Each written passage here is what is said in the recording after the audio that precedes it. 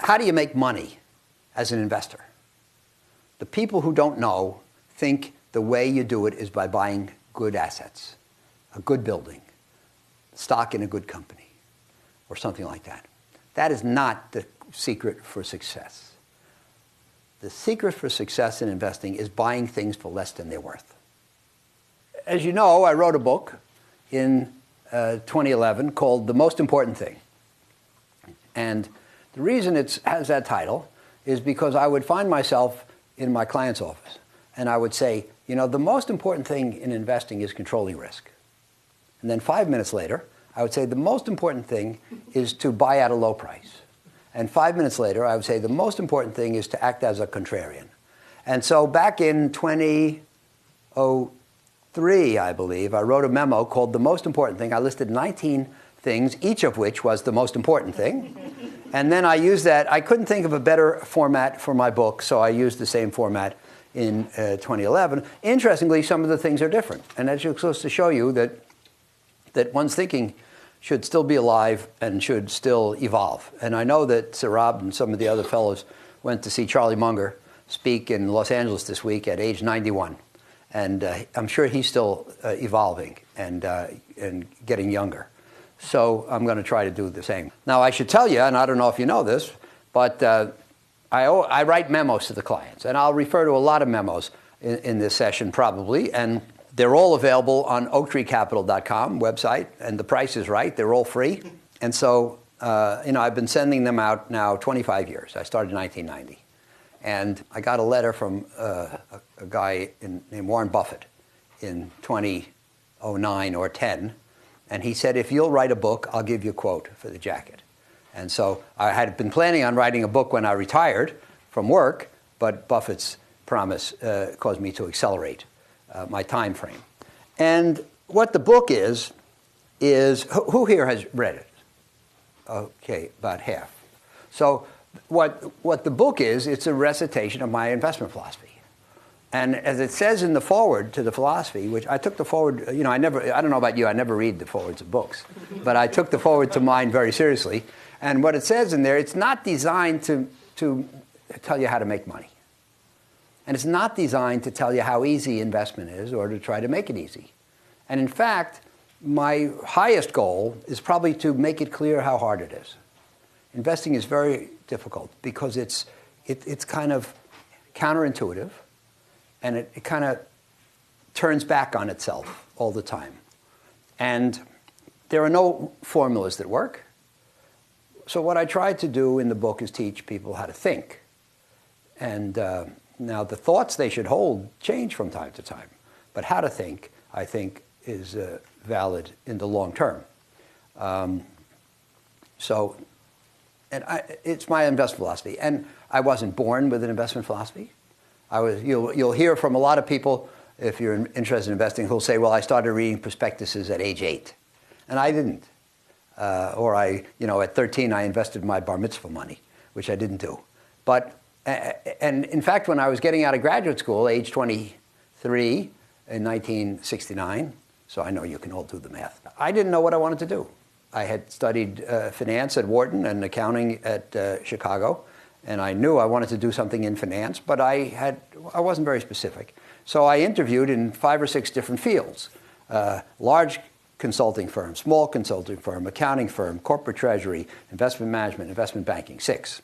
So, I ended up in the investment business. Why? Because I had had a summer job in 68 at Citi in the investment research department. I liked it. Had fun, right? That's a good reason. So I went there. And by the way, interestingly, there was nothing magical about working in the investment business at that time. It paid the same as all the rest. All 6 jobs that I was offered had the same pay, between $12,500 and $14,000 a year, not a month. And there were no famous investors at the time. Investing was not a household word. There were no investment TV shows. So I just did it because I liked it. I liked the people, and I thought that the investing was intellectually interesting. So I didn't have a philosophy then when I started. And I had some things I had learned in school. But I think that your philosophy your philosophy, as opposed to somebody else. If you studied Descartes or Locke or somebody like that, you learn his philosophy. If you might learn a philosophy by studying a religion, but that's not your philosophy. Your philosophy will come from the combination of what you have been taught by your teachers and parents and your experiences, and what your experiences tell you about the things you were taught and how they have to be modified. So I developed my philosophy over, it might seem like I started writing the memos a long time ago, 25 years, but I had been working already over 2 decades at that time. So I think that the integration of real life into philosophy is essential. Now, I prepared a few slides for today, and basically the slides are here to illustrate where the philosophy came from. Talk to you about some of the foundations and roots. So I call it Origins and Inspirations, and I hope you'll find it interesting. So, first of all, not in order chronologically, but hopefully in order to try to make something intelligible. Fooled by Randomness by Nassim Nicholas Taleb. Now, who here has read that? All right, more people than have read my book. And I think it's very important. I think it's an excellent book with very, very important ideas. Now, don't tell Nassim I said this, but I tell all the people I speak to that it is either the most important badly written book or the worst written, very important book that you'll ever read. I think it's not very clear, and I think it's not, maybe there's no attempt to make it clear. But I think a lot of the ideas are very important and even profound, in my opinion. So, among other things, and the basic theme is that in investing, there's a lot of randomness. And if you look at investing as a field without randomness, where everything is determinative, you'll get confused because you will not draw the proper inferences from what you see. For example, just a brief example, you see somebody and they report a great return for the year.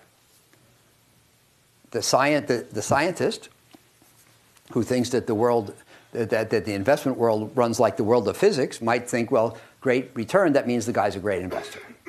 But in truth, it might be somebody who took a crazy shot and got lucky. Why? Because there's a lot of randomness in the world. When I went to Wharton, 1963, the first book I remember learning was called Decision Making Under Uncertainty by C. Jackson Grayson, who became, as I recall, America's first energy czar. And I learned a couple of important things from that book. Number one, that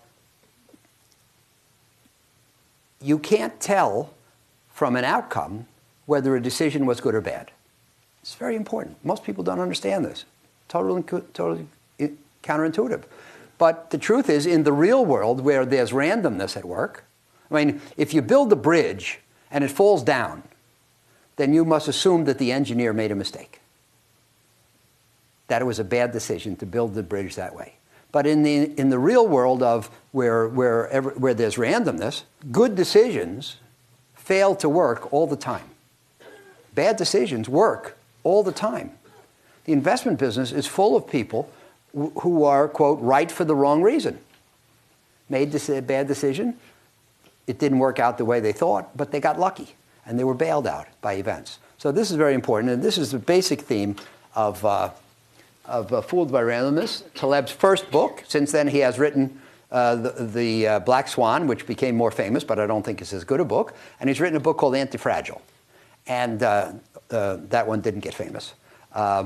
But I think that this book is something everybody should read it if you have an interest in numbers, investing, and how the world works. So, it's, as I say, the book is all about the role played by luck. And basically, even if you know what's most likely, many other things can happen instead. This is very, very important. We talked earlier at lunch about what's the most important lesson you can draw. Well, of course, I'll never say most important to anything, but one very important lesson for you to learn is that you should not act as if the things that should happen are the things that will happen. Hey everyone, I just wanted to jump in here real quick and say that if you're enjoying this video, you should download this completely free PDF at the link in the description because it contains 525 pages of Howard Marks' legendary investment memos. I compiled these memos just for you as my thank you for supporting the channel. Thank you for all that you do, and now back to the video. Again, in the world of the physical sciences, you can probably bet that that's true. And the electrical engineer knows that if he turns on a light switch over here, the light will go on there every time because it's subject to physics, not in the world of investing.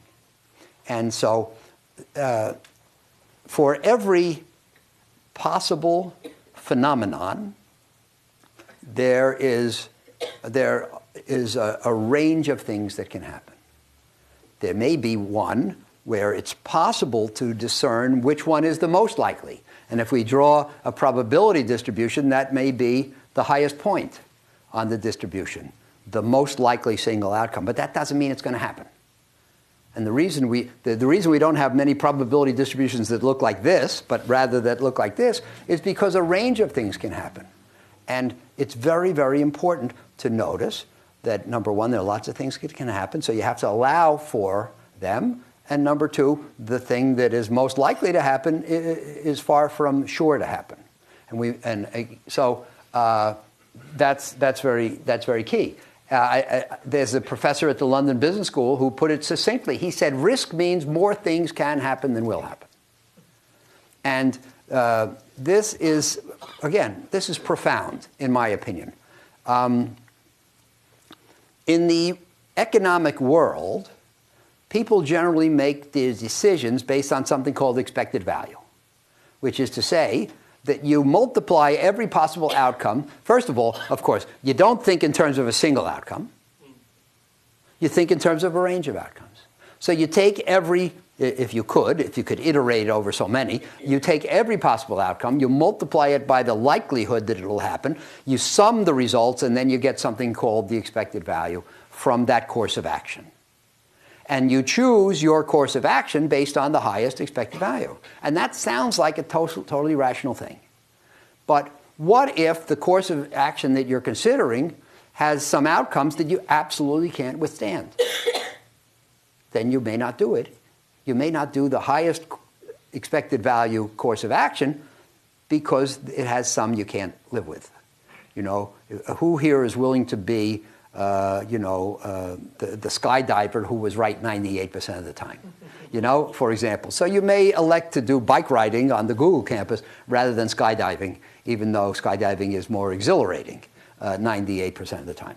Anyway, so the point is, as I lived my life from learning about Dimson, learning about Taleb, learning from my own experience, I realized that should does not equal will. Lots of things that should happen fail to happen. And even if they don't fail to happen, they fail to happen on schedule.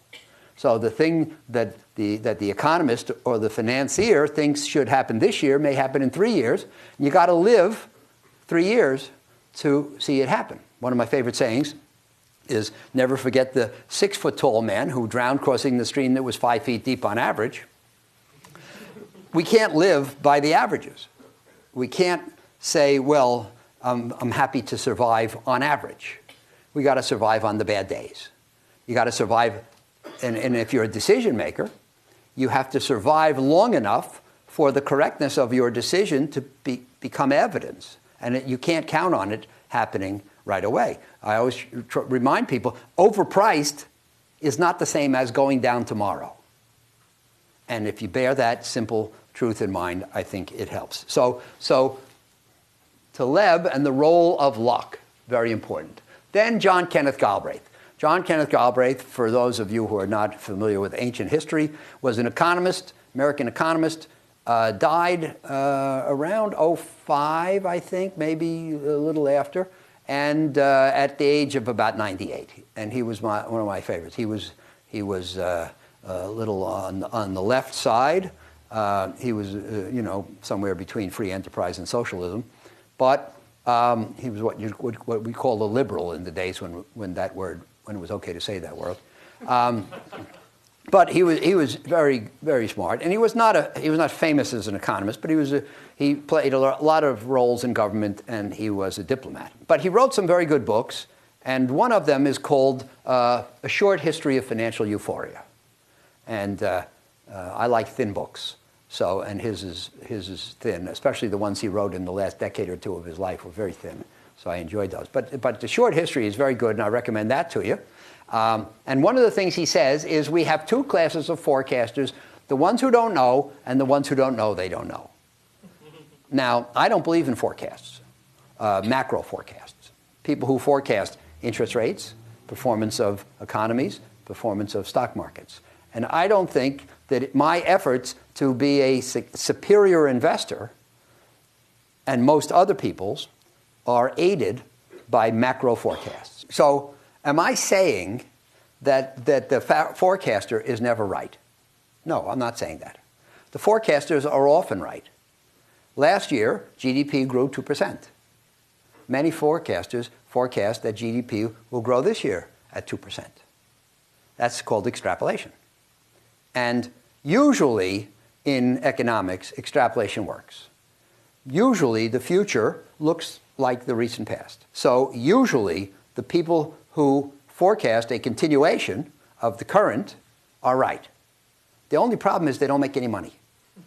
Because let's take the economy. Most people forecast 2-something for this year. A growth rate of 2-something is cooked into the prices of securities today.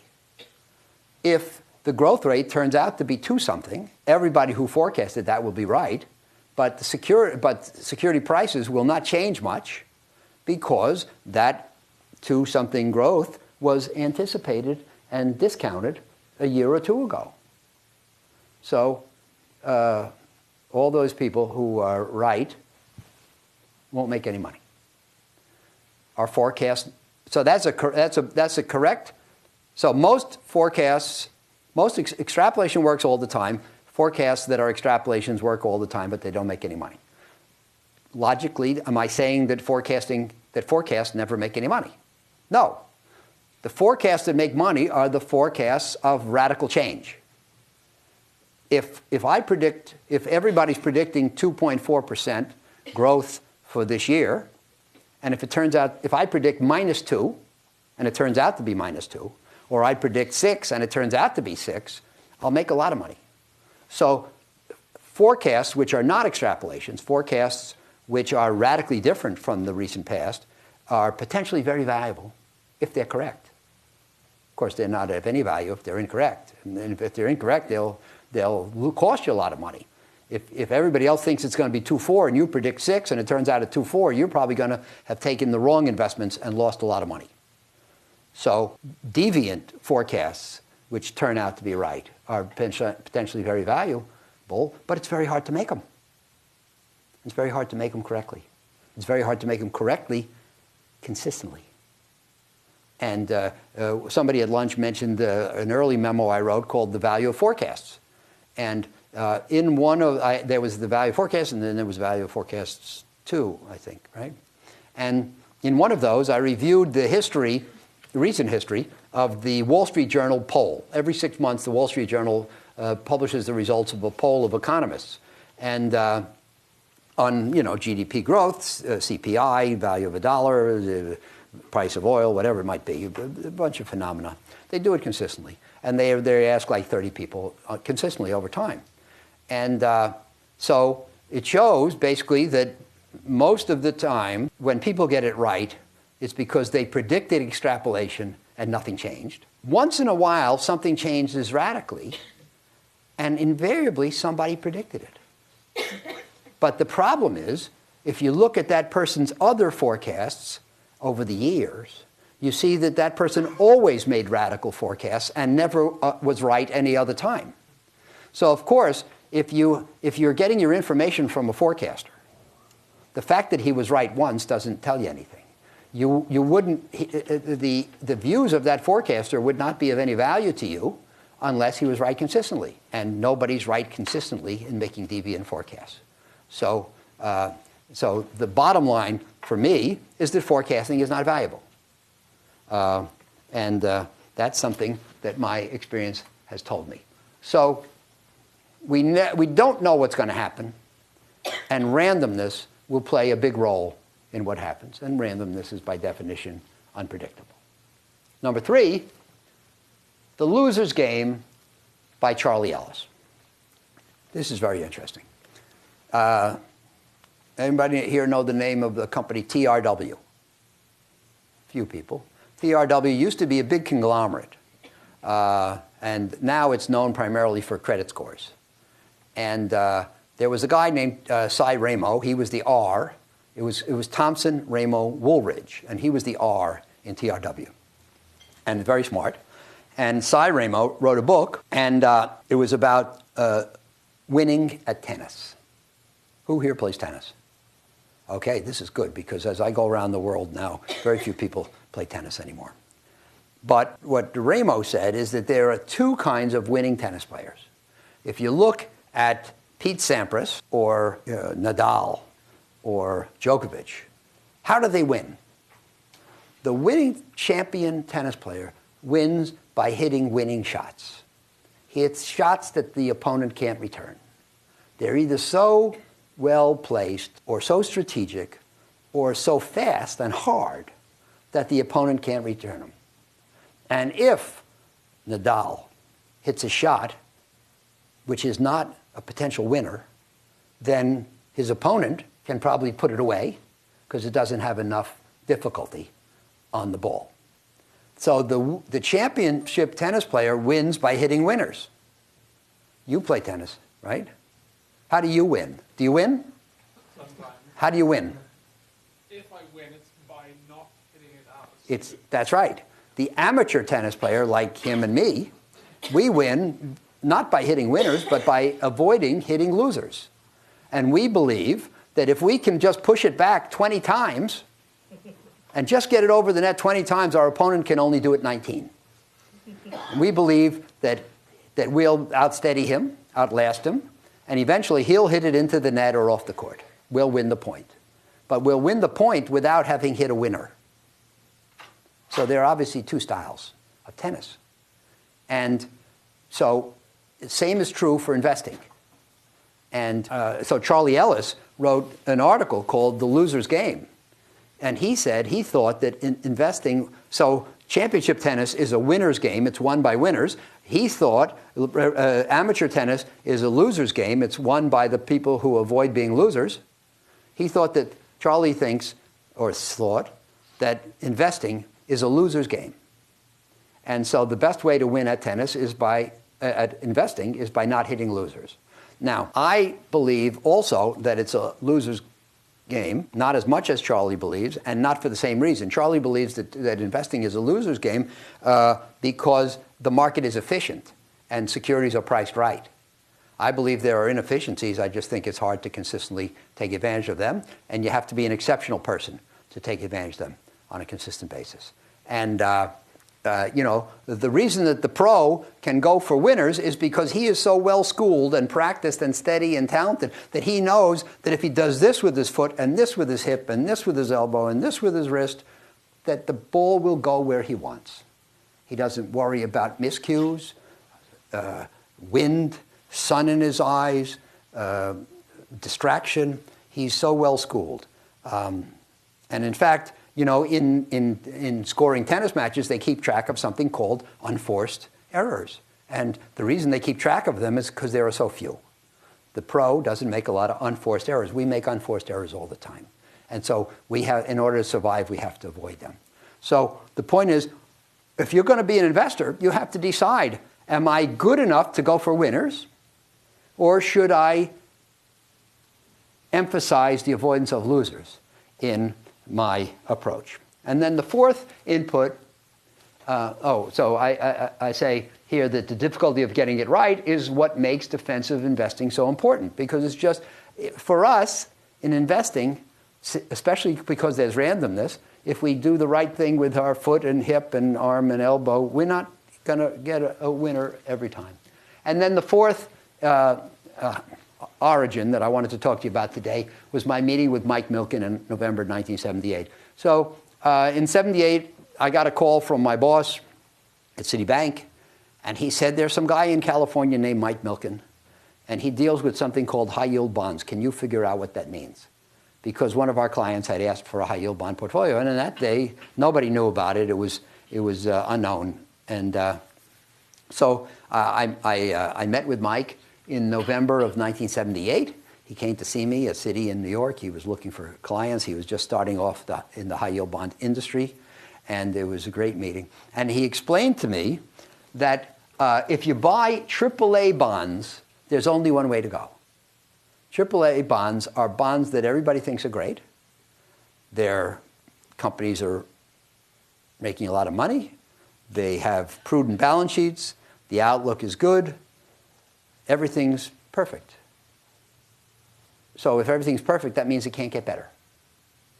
And if it can't get better, that means it can only get worse. It doesn't have to get worse. But if there is a change, it's going to be for the worse.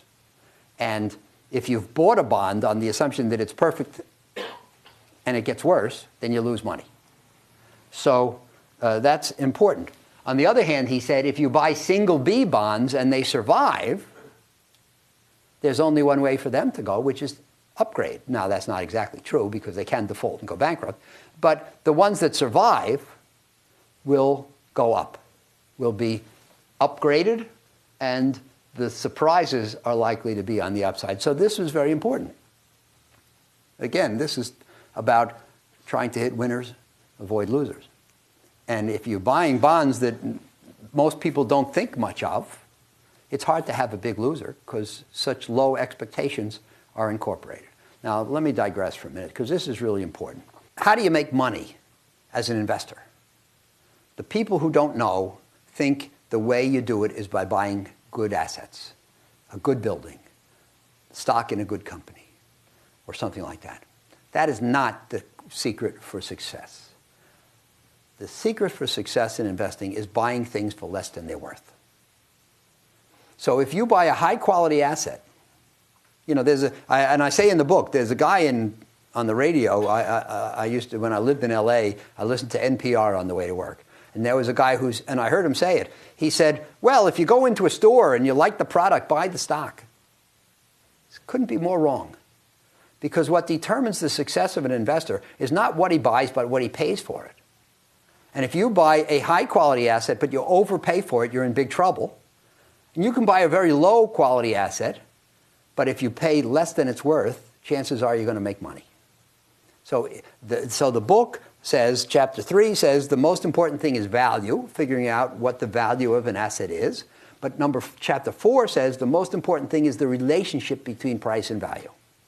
So let's assume that you're able to figure out the value. If you pay more than that, you're in trouble. If you get it for less, the wind is at your back.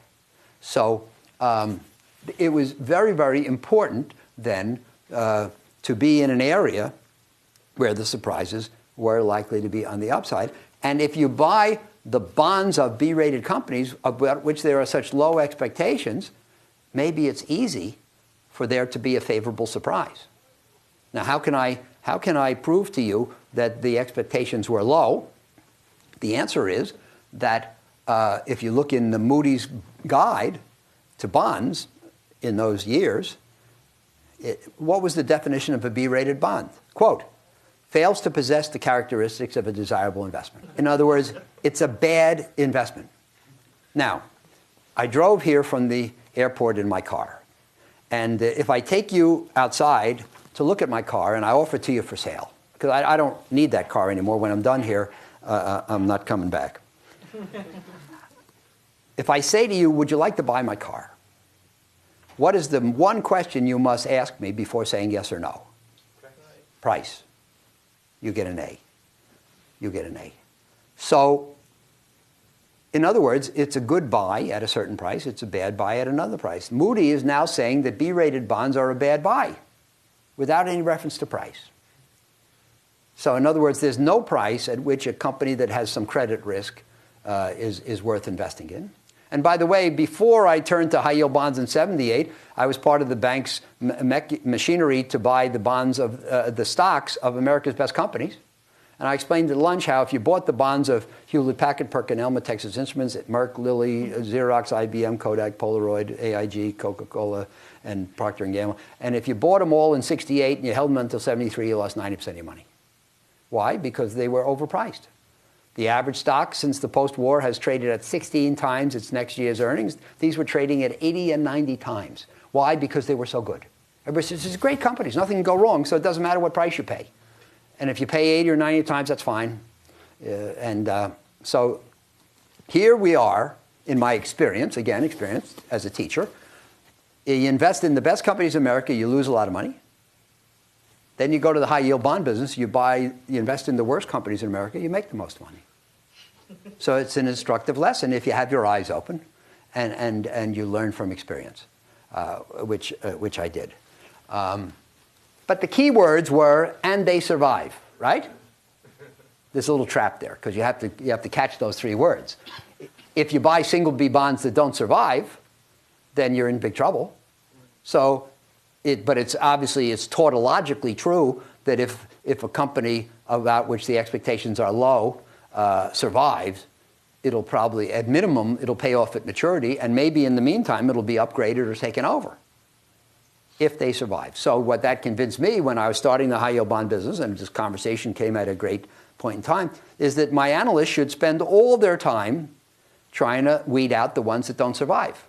Not finding the ones that will have favorable events, but just excluding the ones that have unfavorable events. And that's what we did. So now, I'll tell you an interesting story. Around 05 or 06, the Bible of investing is a book called Security Analysis, written by Graham and Dodd. And they wrote the first edition in 1934. Ben Graham was Warren Buffett's teacher at Columbia, and in many ways the father of value investing. He and David Dodd wrote this book in 34, and they updated it in 40, and then several times after. And the 40 edition is considered to be a great edition. And so in 05, McGraw-Hill, which owned the book, said they want to update the book. And they turned it over to Seth Klarman, who's a great debt investor in Boston at Baupost, and a professor, can't remember his name right now. What? That's right, Bruce Greenwald at Columbia. So you should be up here. I'll sit down. They turned it over to Seth and Bruce to bring out this revision, and they in turn asked people to revise the sections, and they asked me to revise a section on debt. And so that meant I had to go and read the 1940 edition in order to update it. And I came across something fascinating, and it verified what I had always thought. It said that bond investing is a negative art. What does that mean?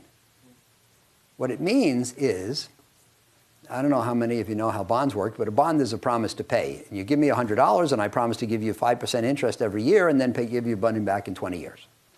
Fixed income, it's called, because all the events are fixed. The contract is fixed. The return is fixed, assuming the promise is kept. So all 5% bonds that pay will pay 5%.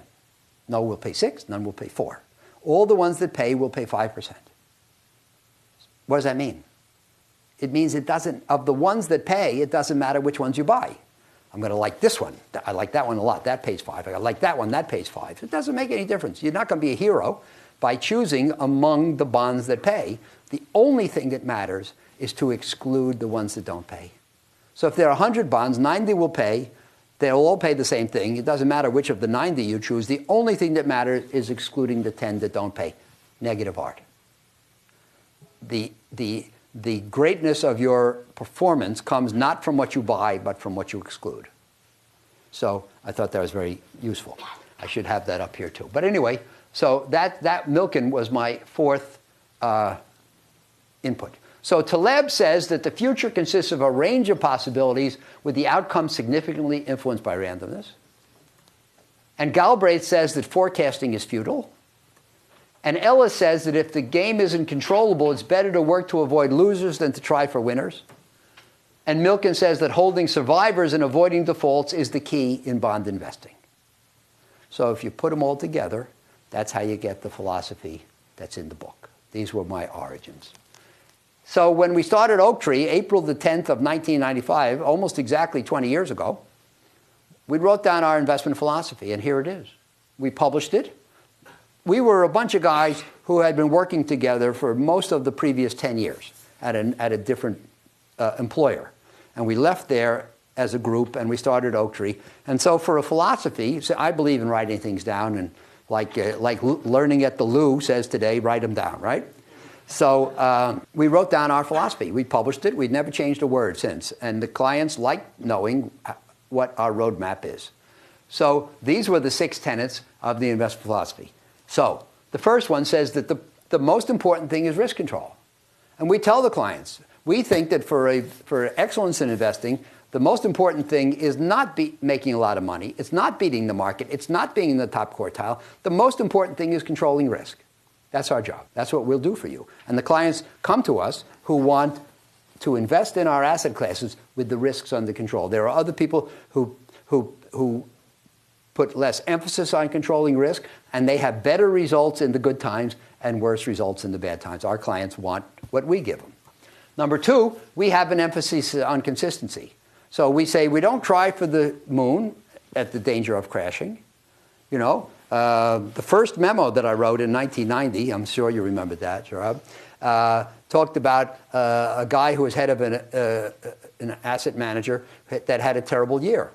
And he said, well, it's very simple. If you want to be in the top 5% of money managers, you have to be willing to be in the bottom. I have no interest in being in the bottom 5%. I don't care about being in the top 5%. I want to be above the middle on a consistent basis over the long term. And there's a funny bit of math. This will confound the, what do you call yourself, data scientists? This will confound the data scientists in the room. But so in that first memo, I contrasted the comments from that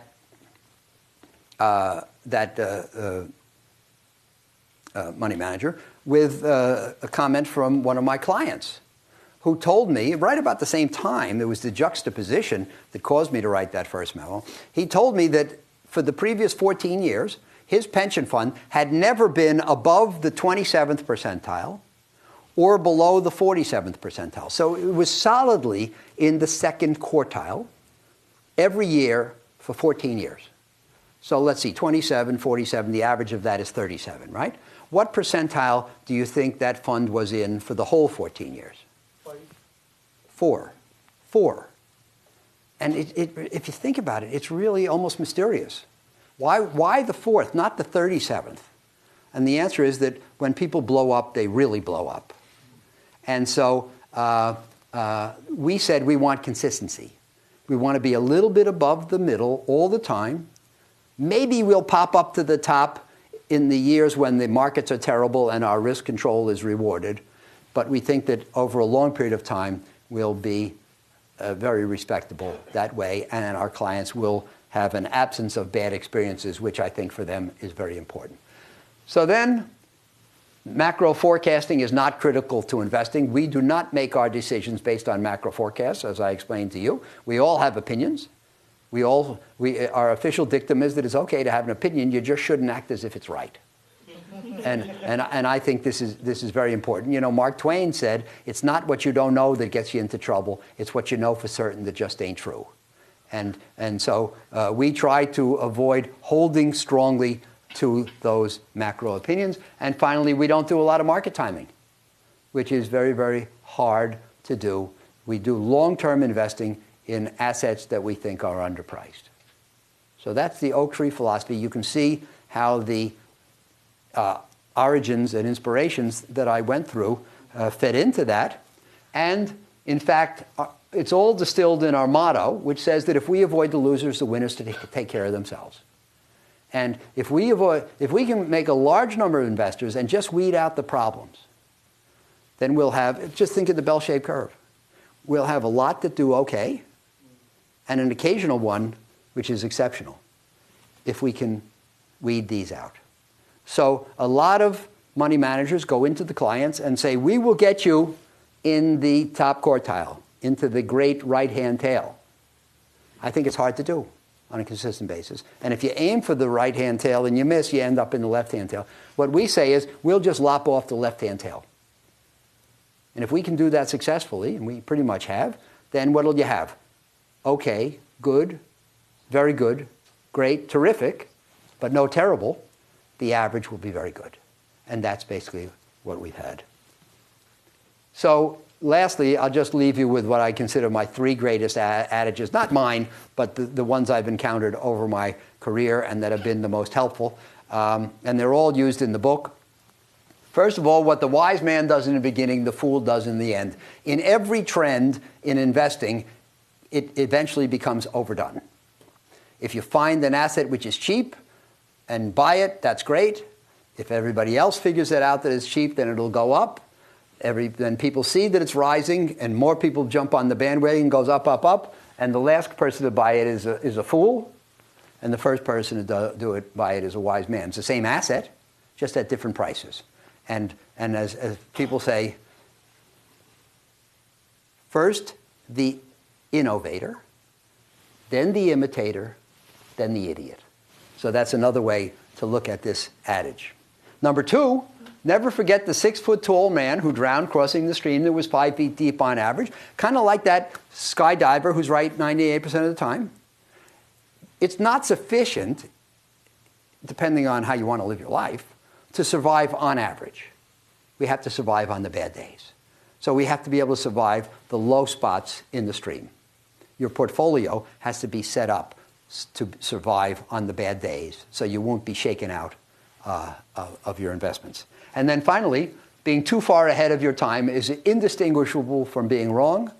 And yet that's a great challenge because, as I said before, the things that are supposed to happen will not necessarily happen, and they absolutely will not happen on time. So you have to be able to live until the wisdom of your decisions is proved, if at all. So all of these things, I think, say something about modesty and humility of belief rather than cocksureness, which I think is the greatest risk. So with that, Saurabh, I'll stop talking, and we have a little time left, and I'd love to take your questions. That's what I'm here for. Thank you, Howard. This was fascinating. So we are open for questions. Please raise your hand, and I'll bring the mic to you. The thing you said about what the wise man does in the beginning, the fool does in the end, you can come up from a single stock, and you can think about your whole philosophy that way. So you've been focusing here on avoiding losers, and maybe humans are kind of generally focused on trying to find winners. Maybe that's what we'll always do wrong. But if everybody in the world is trying to avoid losers, maybe the wise investor now shoots for the winners. Do you know what I mean? It's sort of self-balancing. Sure. Well, number one, I don't think that we have to worry about everybody becoming too prudent or too wise, because we're talking about human nature. Charlie Munger, the boys went to see Charlie Munger this week. One of the great quotes that Charlie gave me was from the philosopher Demosthenes, who said, "For that which a man wishes, that he will believe." What do most people want more than anything else? They want to get rich. Very few people think that the future, the secret to their happiness comes from prudence and caution. Most people think it comes from that stroke of genius, which will put them on easy street. But you're absolutely right, and there are times when most people behave in a prudent and cautious manner. When is it? It's in a crash, when security prices are down here, right? That's the time to turn aggressive and buy. So Buffett says, the less prudence with which others conduct their affairs, the greater the prudence with which we must conduct our own affairs. And there are times when we should turn aggressive, and that's when everything's being given away. So you said that you do not predict, you did not make any macro forecasts, right? But actually, the macros can affect companies in a lot of ways. Like, I mean, if you have interest rate like 30%, I mean, 99% of the companies will be gone, or something like that, right? So how do you even make an investment? Okay, so now I know I'm not coming back to Google anymore because the people are too intelligent. Because this is one of the great traps. I say that we don't invest on the basis of macro forecasts. But you have to have an economic framework in mind when you predict the fortunes of individual companies. What I would say is, what we try to do is it's one thing to say that oil is at 50 and we're going to invest in this company because it will do fine if oil's at 50, survive if it goes to 30, and thrive if it goes to 70. But it's another thing to say oil is 50. I think it's going to 110. I'm going to invest in this company, which is going to be great if it goes to 110, but bankrupt if it stays at 50. So the question is, how radical are your forecasts?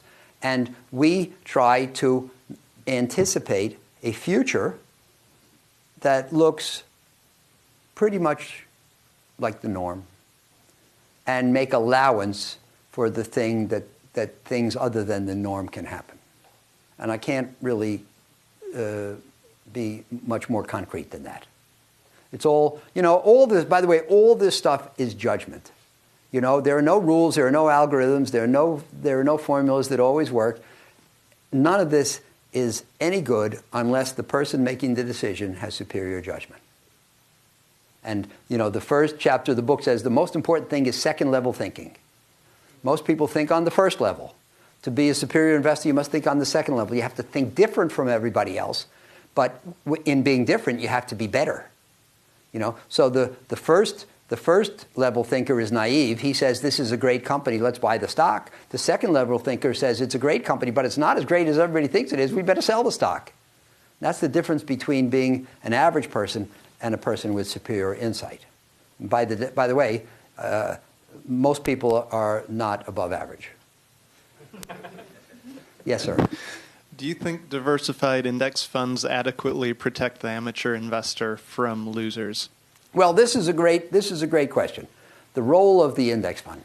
A lot of people say, I'm going to take a low-risk approach. I'm going to invest in an index fund. And they are confused. What an index fund does is it guarantees you performance in line with the index. So the point is, because of the operation of what's called the efficient market, not many people can beat the market. It's true. Most mutual funds do not beat the market. Most mutual fund investors would be better off just being in an index fund. And in fact, most active investment schemes impose fees that they don't earn. And that is one of the major reasons that most active investment schemes perform below average.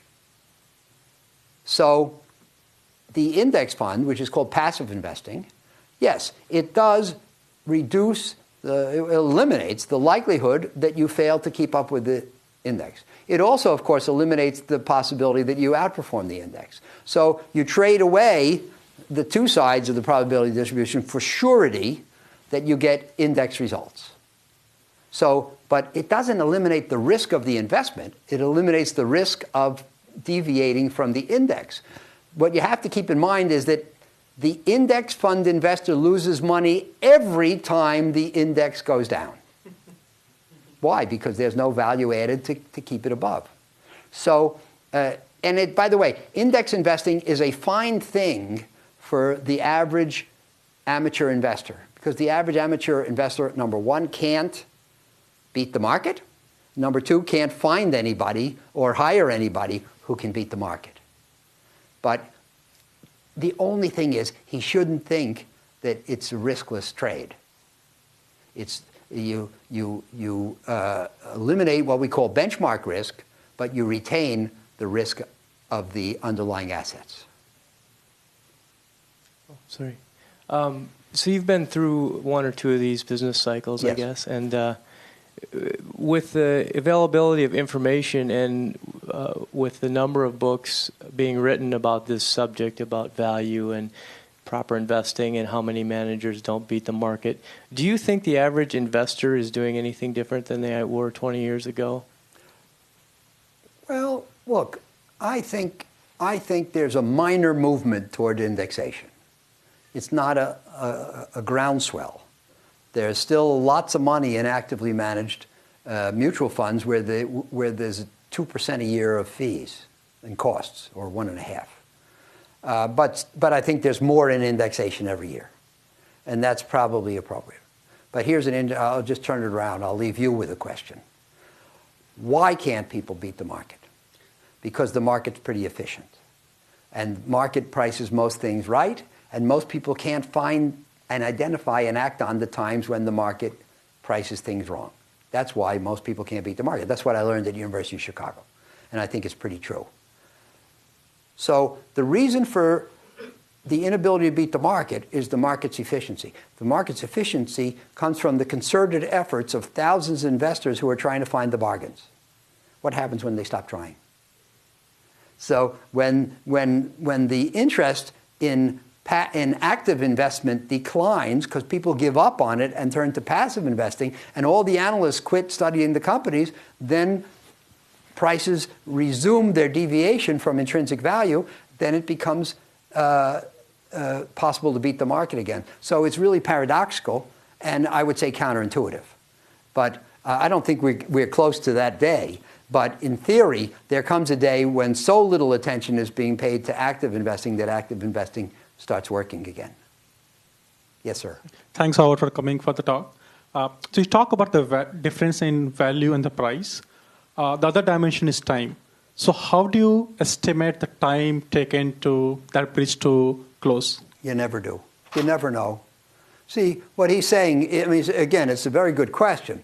And what we want to do is we want to find things where the intrinsic value is here and the price is here. And so his question is, how do we estimate the time that it's going to take for the gap to close? And the answer is, there's no way to say.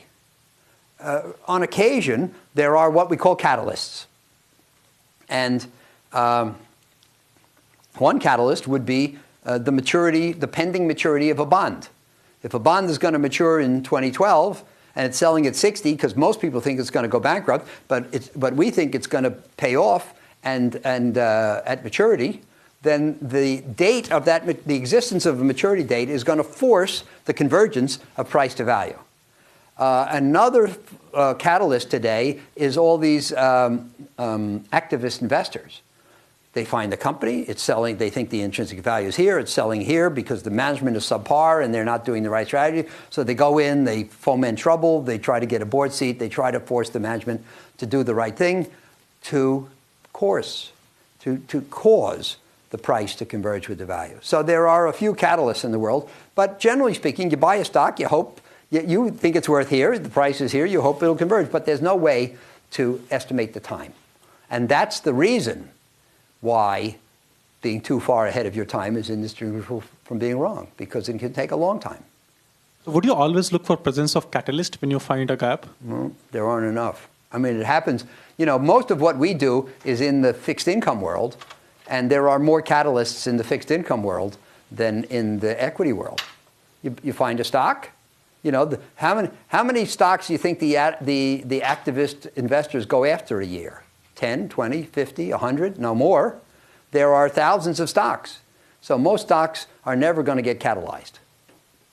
Curious if you could tell us what it was like when you were out raising money for Oaktree in the early days. I would imagine that today some clients are skeptical, but I would imagine that was it a lot different for you back then? And well, by the time we started Oaktree, it wasn't that hard because we had a reputation. But when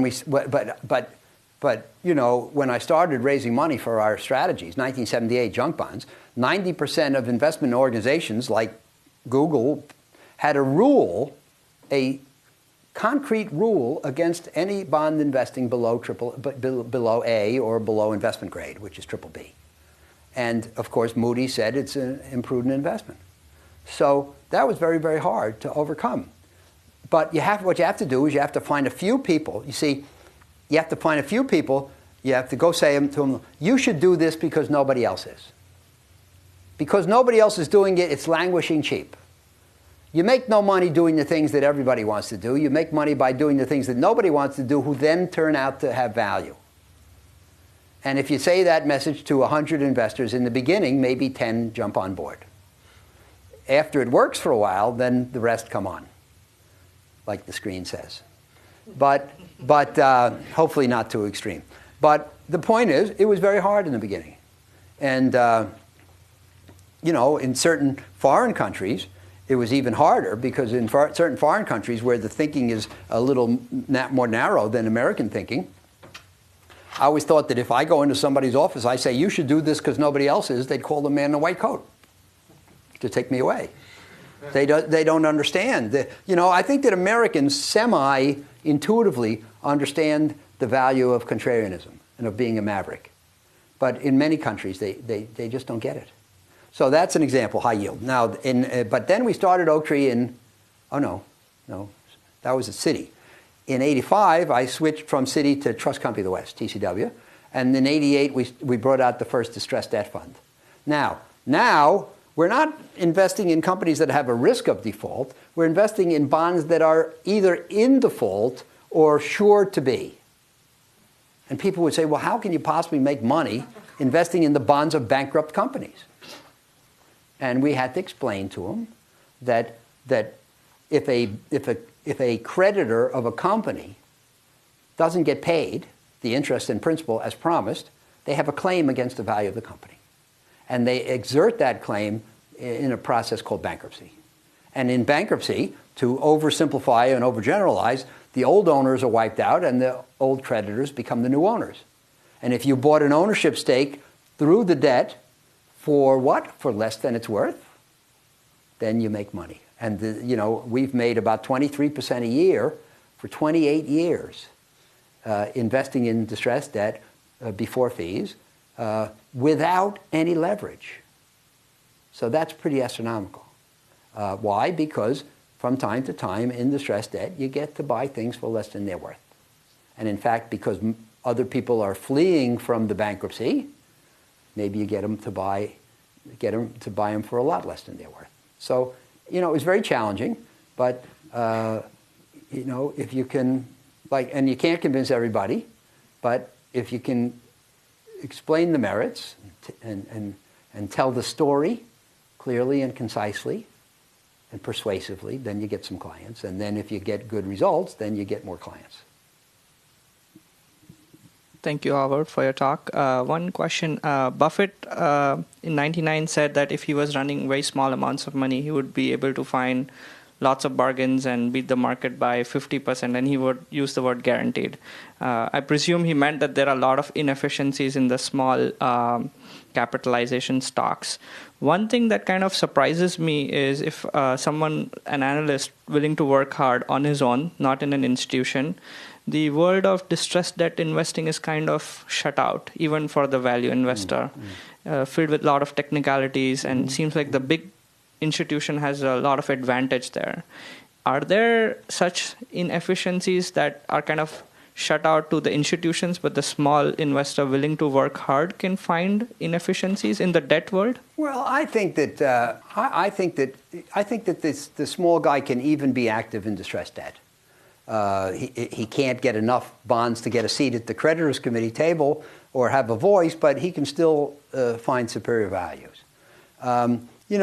What I was saying in answer to your question is that if you get some accounts and you have good performance, you'll get more accounts.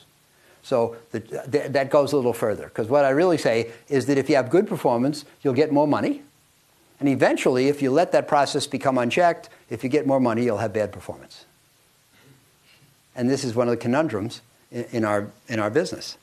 And so you have to halt that. But the truth of the matter is that the little guy has an advantage as long as he's willing to stay small. Many people are not, because in the short run, the more money you manage when you get fees, it's a great lure to take on more money, but you have to stop it at a point where before it starts ruining your performance. Now, for the data scientists among us, I always like to point out that if I worked at Firestone Tires and I developed a new tire and I wanted to know how far it would go, I would put it on a car and run it until it blew up, right? That's called destructive testing. But as an investor with clients and a fiduciary responsibility, I don't have the luxury of doing destructive testing. So I can't add more. People always say to me, well, what's the limit on how much money you can invest well? And I can't find out by running into the wall. I have to stop this side of the wall. One of the interesting lessons is that if you stop this side of the wall, then you never find out where the wall really is. But that's what we have to do. And so you have to stop. And I believe that the person who has a big brain and a little money and a lot of time and exceptional insight can find great bargains. But that's a pretty daunting list. And I don't think that Buffett's guarantee necessarily extends to everybody in this room.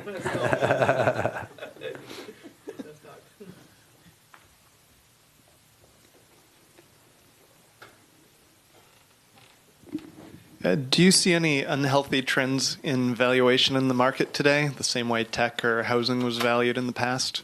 Yes, I do, because the market extends the menu, extends what we call the capital market line, extends from what's called the risk-free rate. The risk-free rate is the rate, generally speaking, on the 30-day Treasury bill. And of course, if you can get 3% on the risk-free rate, then in order to tie up your money for 5 years, in a 5-year Treasury, you want 4, and to get it 10 years, you want 5. And if you can get 10 years on a government security, a 5%, then in order to go into a corporate security, which has some credit risk, you would demand 6. And to go into a high-yield bond, you demand 12, and so forth. So there's a kind of a process called equilibration, which makes things line up in terms of relative risk and return, but always pegged from the risk-free rate. Today, the risk-free rate is 0. So everything that I just named, this capital market line has had a parallel downward shift. And so before the crisis, I had, Saurabh mentioned about the fact that I turned bearish. All my money was in treasuries.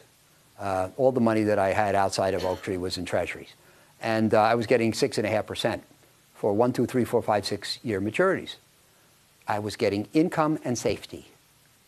Today you have a choice, income or safety. Because the things today that are highly safe pay no income.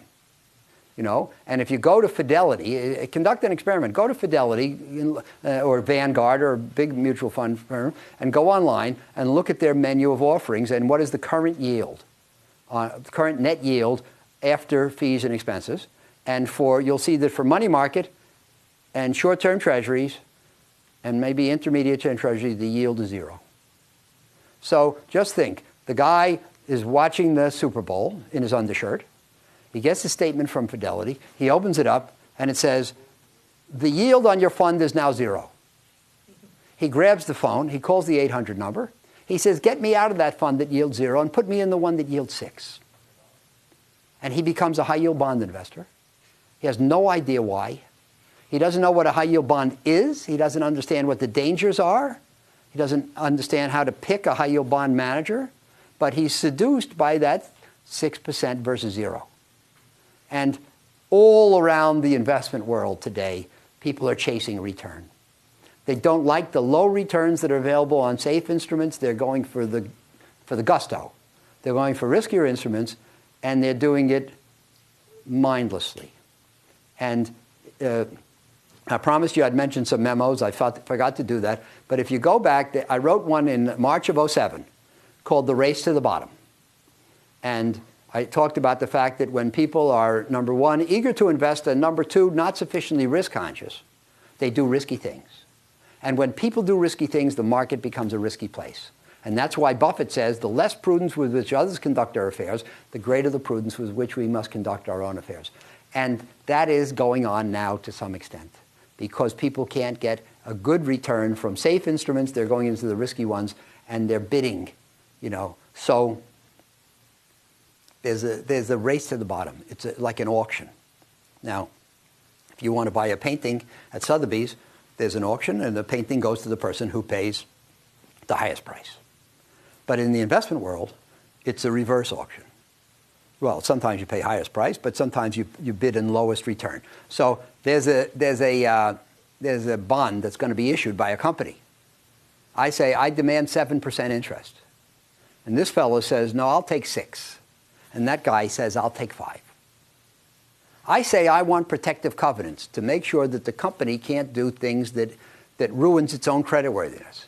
He says, I'll do it with less covenants, and that guy says, I'll do it with no covenants. What happens? The bond is issued at 5% with no covenants. And that's the race to the bottom. And anybody who participates in that bond probably, could be making a mistake. And that's going on now. Not to the same terrible extent that it was in 06 and 07, but you got to be careful today. Oaktree's motto for the last 3.5 years has been move forward, but with caution. Caution has to be a very important component of everybody's actions today. Well, thank you very much for being with me, and I hope you enjoyed it. And when I think of more stuff, I'll come back. Thank you so much.